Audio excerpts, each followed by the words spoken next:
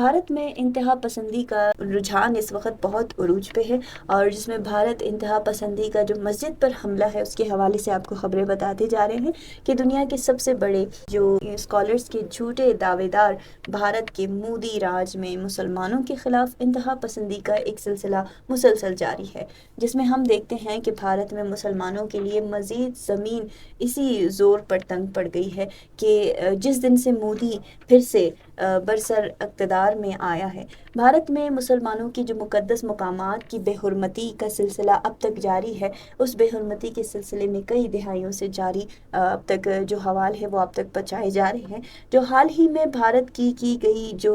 बड़ी एक रियासतों में मसाजिद और मज़ारों को मसमार करने की कार्रवाइयों में मज़ीद इजाफा देखने को आया है। भारतीय मीडिया के मुताबिक भारत की रियासत महाराष्ट्र के जो ज़िला है, ज़िला कोल्हापुर में हिंदू तवाकंडे के जो होने वाले जो गुंडे हैं उन्होंने रज़ा मस्जिद पर हमला कर दिया। इंतहा पसंदी ने हमले के दौरान कुरान पाक की बेहुरमती की और मस्जिद को मुकम्मल तौर पर मसमार कर दिया। इंतहा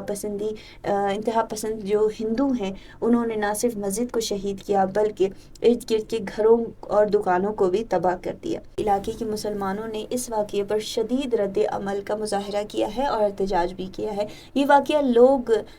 लोकसभा के जो साबका रुकन हैं वो भी समाजी राजे के ज़िले में आमद से कबल पेश आया, जब समाजी के राजा के जो हामियों ने मस्जिद पर पथराव किया और इसके आसपास के जो मुकामी मुसलमानों पर बहुत सारे हमले किए गए। हमेशा की तरह भारतीय फ़ौज ने एक तमाशा बनाकर जो है ना अपने आप को हमेशा आगे खड़ा रखा है और इंतहा पसंदों के ख़िलाफ़ कोई कानूनी कार्रवाई नहीं की गई। भारतीय मीडिया के मुताबिक गुंडों के हमलों में तकरीबन अब तक 40 से ज़्यादा मुसलमानों को जो है ना ज़ख्मी किया गया है और मजलिस इत्तेहाद है अल मुस्लिमीन के सदर